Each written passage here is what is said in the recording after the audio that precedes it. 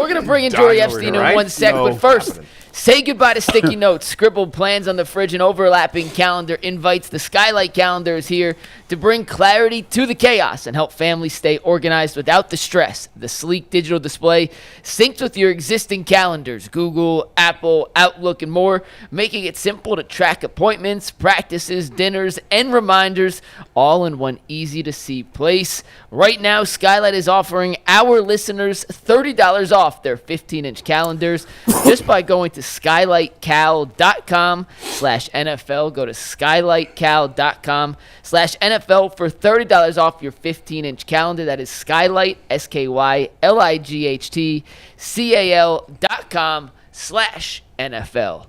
And with that, we are thrilled to welcome in Jori Epstein. She writes for Yahoo. She was in Berea covering Browns minicamp the last couple of days. And, Bull, she did laugh at your idea that was a ridiculous play to celebrate in minicamp. Just a heads up. Because she knows I'm right. I don't know. The players do whatever the hell they want. Can't even enjoy your craft no more. I mean, it's practice, Jori. Are you okay with celebrations from practice?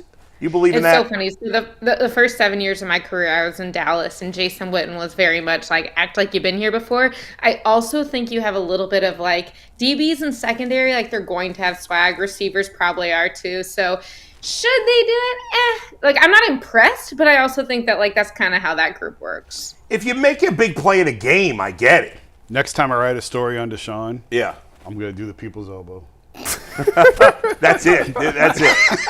All right, Jori, we were talking. I don't know how long you've been waiting, but we were talking about we're kind of not understanding why Shedeur Sanders is getting no opportunities with the first team at all. Kevin Stefanski keeps downplaying it as if it means nothing, but he doesn't really answer the question.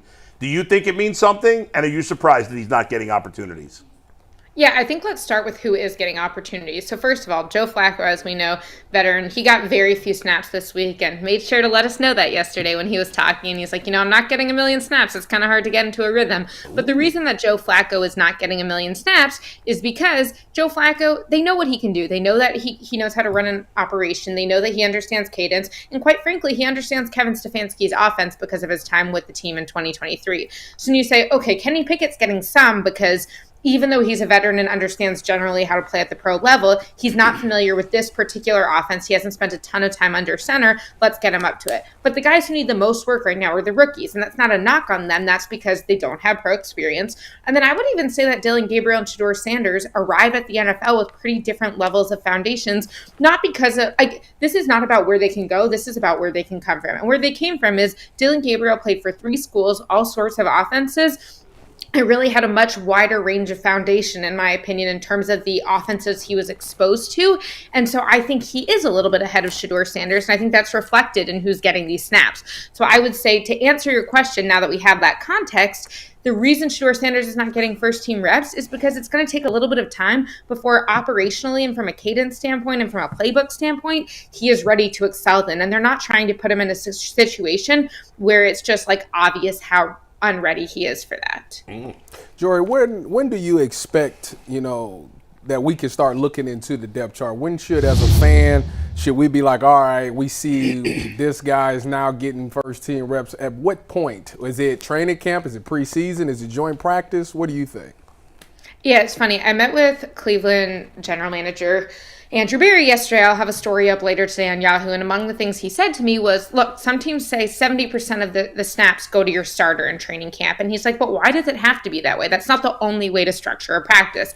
Obviously, we know they've been doing 2-spot. They've been making sure to get everyone in OTAs and minicamps all sorts of reps. But I think even in training camp, there will be an element of that of they are trying to prepare for week 1, prepare for the 2025 season, and also evaluate so that you know by 2026 what you have in the quarterback room. So I think to me, this is a 2-tiered quarterback battle. We can call it a 4-way quarterback battle, and I understand the competitive juices they're trying to spark by doing that. I would be shocked if either of the rookies started week 1, and I think that's a good thing. I think that for the rookies, they should be glad that the organization is not trotting them out immediately because Kevin Stefanski just requires a very high level of pro understanding to run his offense with the timing and operational mastery necessary. So, I mean, from a depth chart standpoint, I would say really the question is Joe Flacco or Kenny Pickett going to start week 1? And then is Dillon Gabriel or Shedeur Sanders going to show you that in the middle of the season there's a chance that they should come in? So is Kenny Pickett or Joe Flacco going to start week 1? I think Joe Flacco. I think Kevin Stefanski is going to feel more comfortable with him. And I think that Kenny Pickett would really have to ball out. It's not a knock on Kenny Pickett, but again, he's starting behind. And I think if Joe is healthy, the goal is just able to allow everyone else to succeed around him. And I think Joe is going to give people a higher opportunity. I also think that when you consider Andrew Berry's history of using resources in a really wise way. He kind of came up in that Howie Roseman mentality that Philadelphia is very aggressive with how they use their resources. Probably the best thing Kenny Pickett can do for the Browns is get an asset back. And that's not a knock on him, but one of the reasons you stack a quarterback room like this is so that you have assets for yourself and assets to give to other people. And I think that if Joe is able to do what he needs to do, Kenny is probably more valuable to the Browns as a trade asset. Unfortunately, absolutely, we can have 4 quarterbacks. He's not saying that, but that's what I'm saying. You're right, probably. Unfortunately for Browns fans, while Howie Roseman gets every draft pick right, Andrew Berry gets every draft pick wrong, pretty much, with very few exceptions. Hopefully he's turned it around this year. Forget the quarterbacks. They've drafted 4 guys high that need to make immediate impact. Obviously, a defensive tackle, running back, tight end, and linebacker. I'm guessing you can't tell anything about those positions in a mini camp, but are you expecting their top 4 picks to make an impact immediately? Or am I being unfair expecting that? Yeah, it's funny you say that because I was standing next to Andrew Siciliano at one point during practice, and he kind of points to the left and to where Mason Graham is, and he goes, "You never know it based off what we're all looking at, but the 5th overall pick of the 2025 NFL draft is working out right there." I actually think this is great for Mason Graham that he'll be able to fly a little bit under the radar right now. I mean, it's funny. I did a pre-draft feature on Cam Ward, the Tennessee Titans' 1st overall pick at quarterback, and Cam's family told me, they're like, we love that Shedeur's getting all of the attention, so Cam can kind of just do his thing. He doesn't want that attention. And I think Mason Graham is getting that too. I would say that you can't tell much about offensive and defensive linemen in the spring. This is about them kind of getting up to speed and understanding what the responsibilities there are. But with the offseason restrictions imposed by the NFLPA, you can't tell much about them. And even running backs and linebackers too, I would say. So yeah. The question is more are they going to be ready for training camp? But you shouldn't be making any sweeping assumptions on those guys in June. No doubt. Jori, I want to ask you about the left tackle situation because it's something that we've all been enamored with the quarterback and the defense and all of those things. But the left tackle position is something that's very important, as you know, for an NFL's team success. And DeJuan Jones, obviously, he's coming back from injury. This will be his first full year starting as the left tackle. What did you see out of him? Or should we, as Browns fans, be confident that he can get the job done?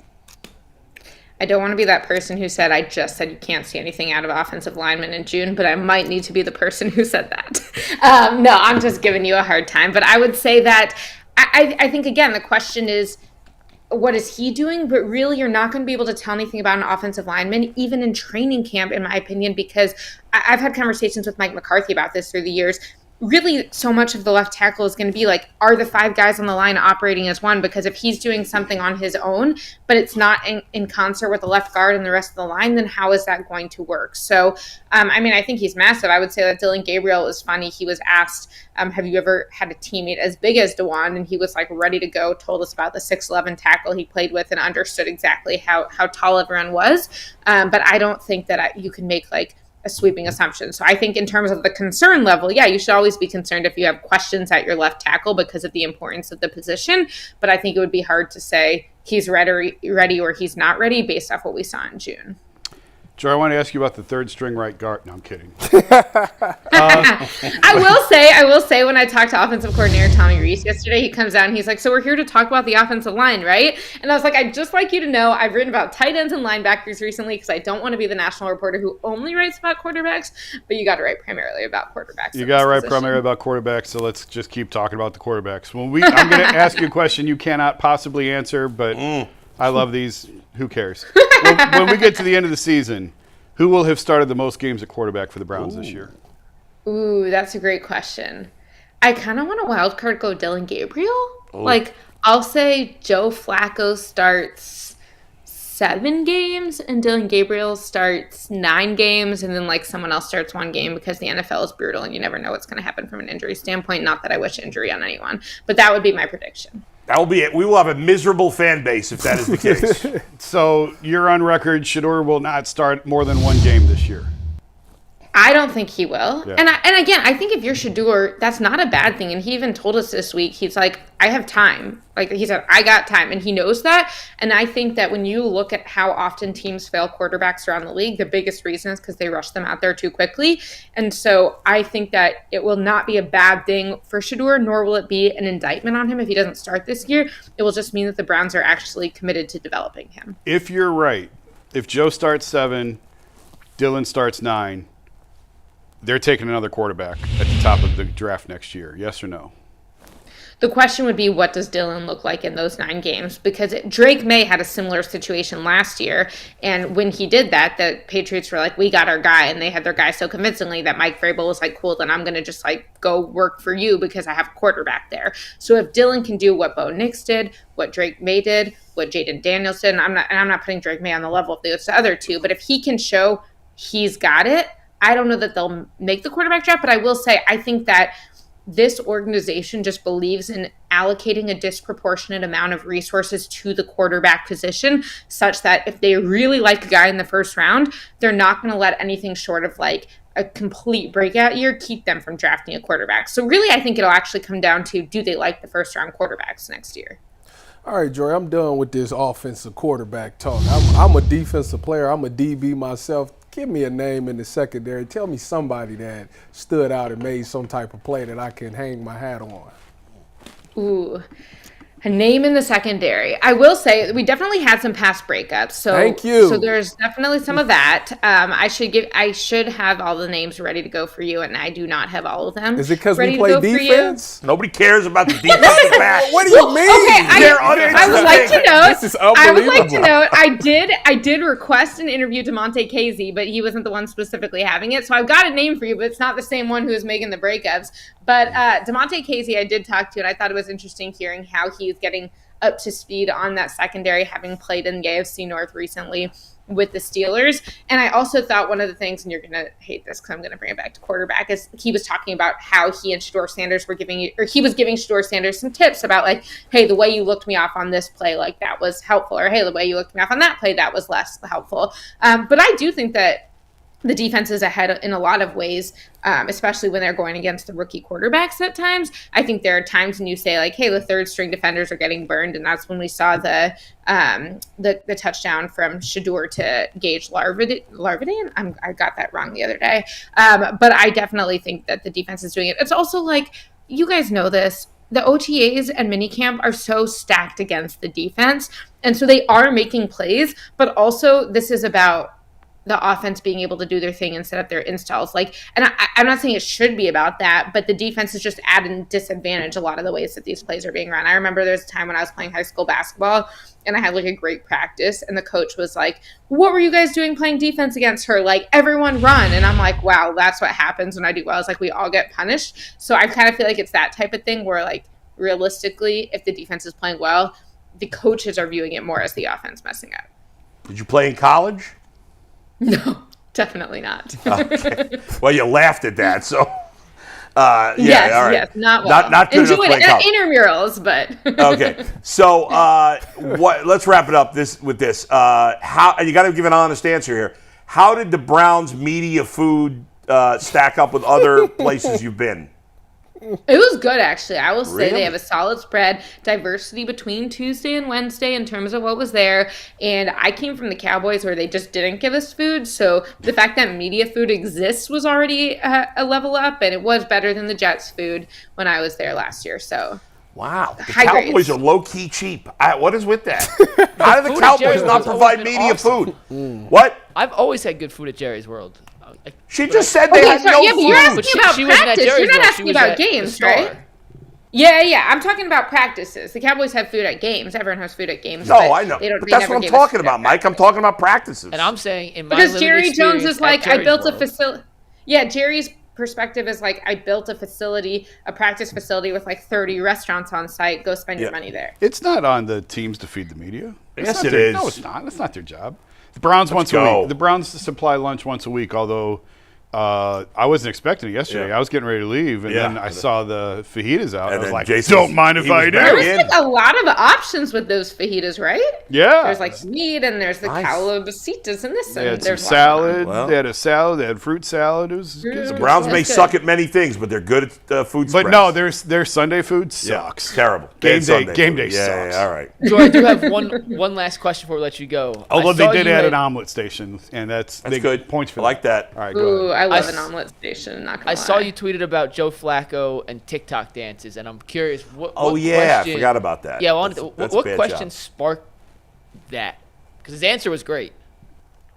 Yes. Okay, let's see. TikTok dances. I've got that right here. So he was being asked about I think Social like media, some of the videos he'd been doing with Shedeur and some of the things that were going on there. And he was basically like, yeah, I'm willing to pose for a picture with Shedeur, but I'm not willing to do dances. And it was a great answer. His whole thing was like, I'm not saying I shouldn't dance with my kids, but why do I need to broadcast it? I should do it just more privately. Like, you guys should all dance at home and not have to broadcast every part of your life. But then he actually was kind of interesting. So like, if you want to have good social media, you want it to be authentic to your life, and that just takes a lot of work. And like, I definitely understand where he's coming from there. But he had a lot of old guy moments yesterday. I was asking him about like 2-a-day practices, and I was laughing so hard as he was telling us how he tells all these like, and when I was coming into this league, I had to learn 120 plays for OTAs, and it would just be over and over again, and we had 45-minute, 2-minute drills. And he definitely wants Dillon and Shedeur to know that if they think this is hard, it was a lot harder when he was coming in. Yeah,